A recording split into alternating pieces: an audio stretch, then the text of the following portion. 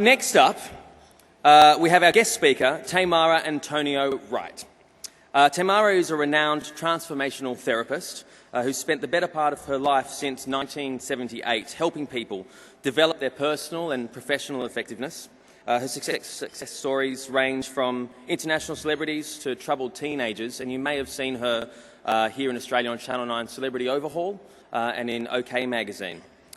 Throughout her presentation this morning, if anyone has a burning question that they would like for Teymara, there is a piece of paper that you can write those questions on, and then we'll endeavour to get those to her after the breakfast, and she'll certainly get back to you. So, ladies and gentlemen, it is my great pleasure to please welcome Teymara Antonio-Wright. Thank you, Michael. How are you? Okay, good morning.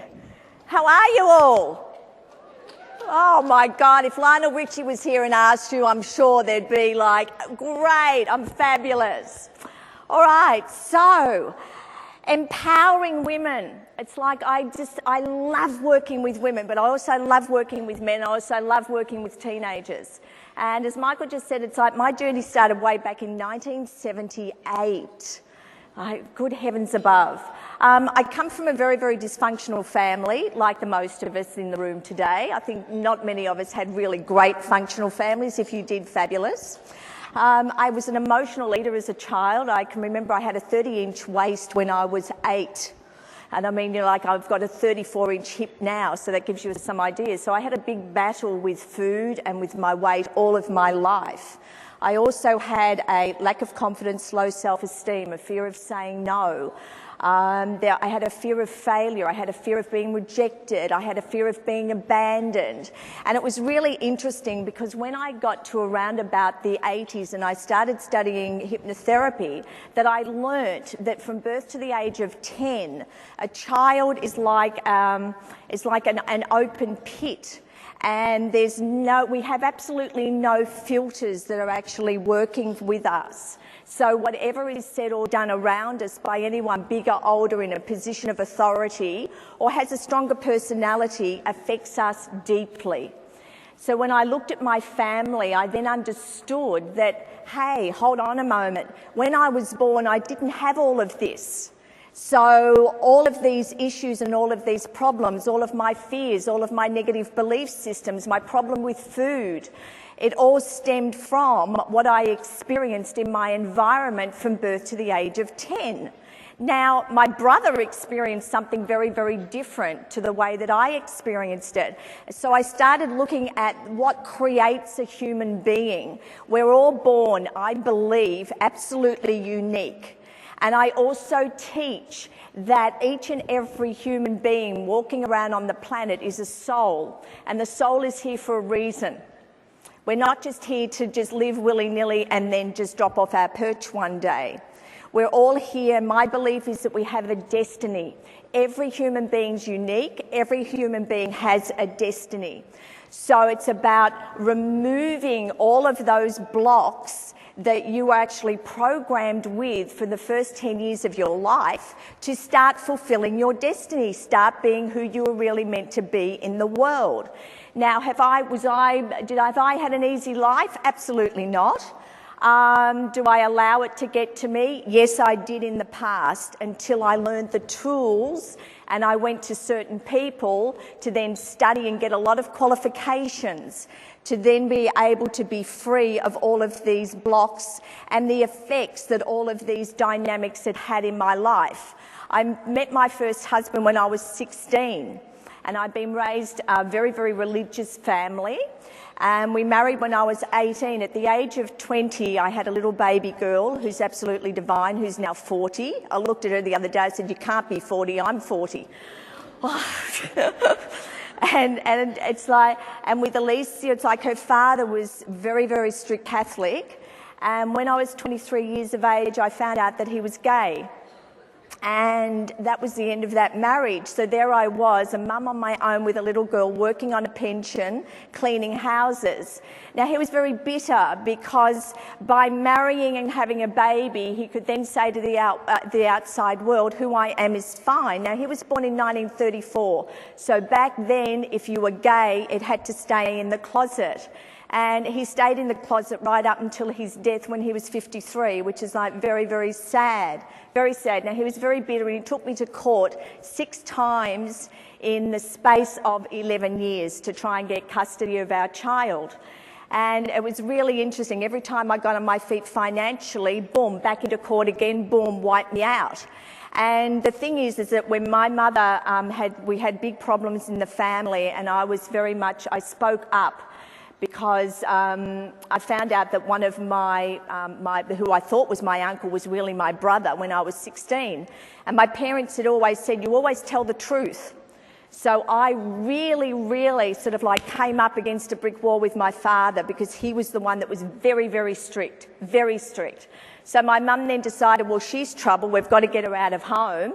So she packed me off to the YWCA. So I actually lived at the YWCA during the week, and then I would come home weekends.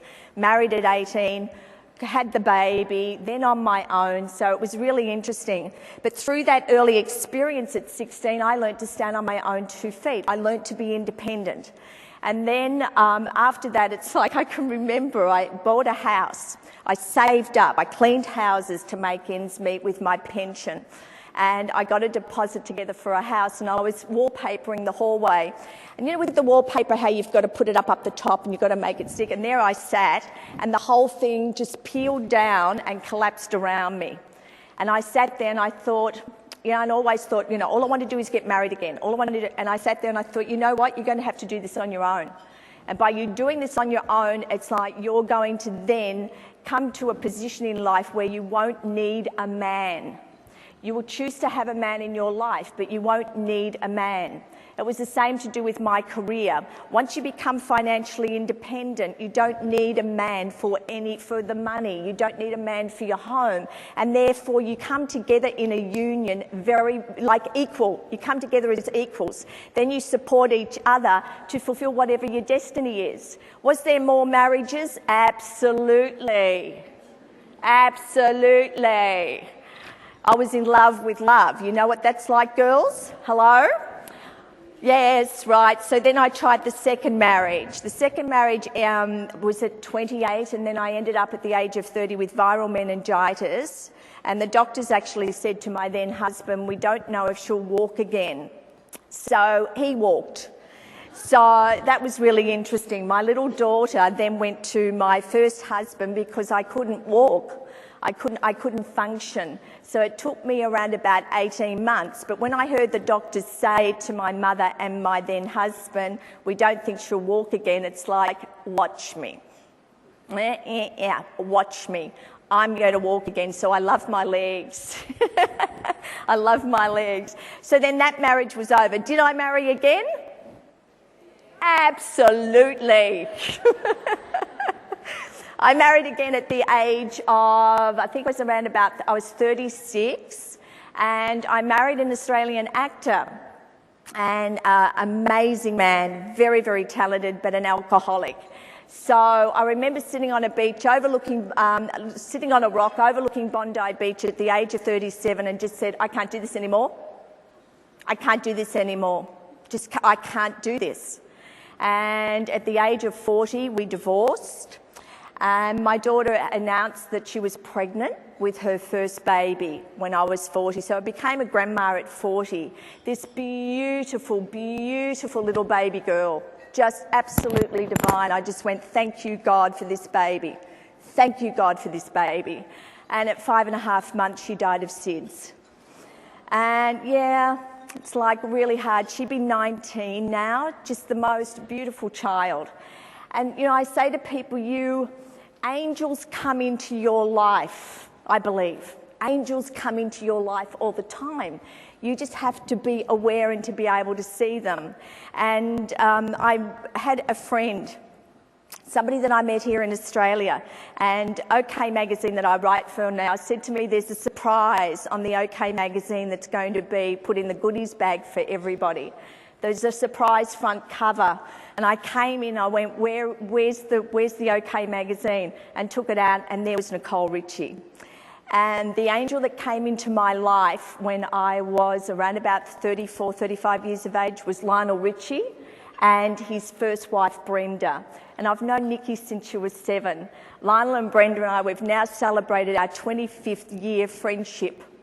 I think that's amazing, isn't it? 25 years. And somebody said to me the other day, how come it's lasted this long? You know, I stay with Brenda whenever I'm in LA. And I said, because I've never asked him for anything. But with Lionel, it's like when Bubby died, it's like he was the person that got me through.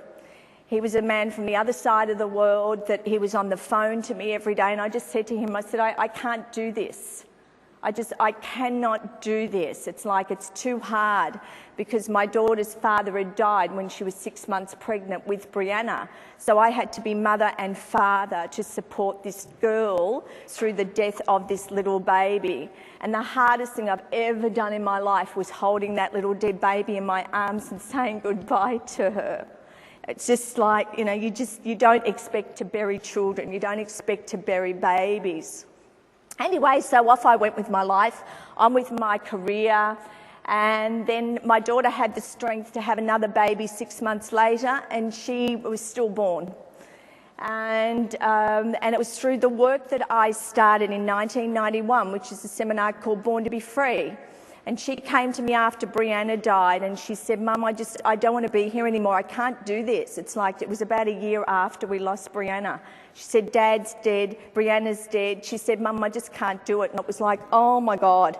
She said, can I come and do Born to be Free? Please, can I come and do Born to be Free? But I don't want anybody to know that I'm your daughter. She came and did my program and she healed. And I went, oh my God, this is amazing. We're onto something here. And then John Bell, the Managing Director of Esprit Australia, who had been a friend for many, many years, said, how's Alicia going? And I told him, and he said, right, we're onto something here. Let Esprit sponsor the first Born to be Free for youth in Australia. So we started working with street kids, getting kids off heroin, which was just the most amazing, amazing experience. And we ran those programs for a few years. John died. Peter Brock stepped in, my mate Pete, and Pete stepped in through his daughter Alex coming and doing the program. So this was all about empowering teenagers because we are all children walking around in a skin bag that's been wounded, yeah? So our teenagers have got all of their childhood patterning. So I say to somebody, give me your child when they're around about 10, bring them into program, come in on the Sunday, pop them down on the, you know, and a little one did the last program with his dad.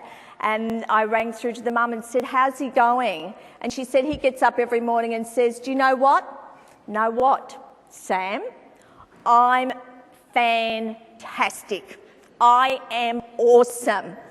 Yeah, this little boy, and it's like I say to parents, this is all you need to do with your children. Tell your children how fabulous they are. Tell your children how incredible they are. Yeah, praise your children and you'll see them just blossom. Yeah, getting them to be the way that you wanted them to be. I mean, I wanted to be a singer. I had a 4-octave range voice. I taught Sunday school and sang in the choir at church. My mother wanted me to be a concert pianist. Did I become a concert pianist? No. Did I become a singer? No, because she said, no, I don't want her taught singing. She was going to be a concert pianist because that's what she wanted me to be. Anyway, many years later with my daughter, she had the courage again to have another baby. And I am just the most proudest grandmother of a little boy who's 6 years of age, whose name's Cooper. And Cooper is very, very aware child, and we're all the time being very careful in regard to what we say or do around him because he's still in those formative years, that birth to the age of 10. And he just said to me the other day, he said, so what are you doing on Friday? I said, I'm going to be giving a talk to some people. He goes, what are you going to be talking about, Nan? I said, I don't know yet. And he said, well, that's not really good. He said, I think you better talk to Brianna and Finlay in heaven and get them to help you. So he's very aware of his sisters. So where to from here? It's like my life is just this this continuum. It's like people say to me, you should be bitter. You should be bitter. You should be sort of like walking around just like an age. Don't believe in aging. Don't believe in aging at all, do I, girls? No, don't believe in aging. The more clearer you are of everything. We're not born with fear. We're not born with negative belief systems. We're not born with a lack of confidence. We're not born with a low self-esteem. We're not born with a fear of financial scarcity. And people in Australia, we're so born into that energy pattern of not enough money. It's all learned. So by you working on that and clearing that out, you can transform, and you can also transform your life, and you can start being the person that you really are. Not the person that you want to be, the person that you really are. You are, each and every one of you out there, you're unique. There's nobody else like you on the planet. And you all have a destiny. You all have a path that you are here to walk in this lifetime. What my work does, it gets you aligned with that path so that you can go out there and you can be who it is that you're meant to be, achieve what it is that you're meant to achieve in the world, and be happy, have great marriages. Yeah? I learned that the three of my marriages fitted the pattern of my childhood. I had a controlling, manipulative father. I had a controlling, manipulative mother. My mother hugged me once when I was 7. My father never hugged me, never told me that he loved me. And when he dropped dead of a heart attack when I was 20, it devastated me.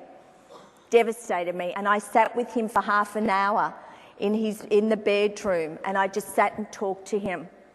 And I cried and I cried and I cried. And I said, you never told me that you loved me. You never once told me that you were proud of me. All you said to me is that I could do better. I came second in all of my competitions for piano and dancing and whatever. Oh, you didn't come first. So it's saying to your children, you're great, you're fantastic, and whatever they achieve is phenomenal. And just know, each and every one of you, it's like you can move on from that childhood, you can move on from that divorce, you can move on from the sudden deaths that you have in your life and create your life being the way that you want it to be. Listening is really important. It's like something, like go do this. Do you all have that? Like a voice that says to you, go do this, go do that, or you have a thought in your mind and then something stops you.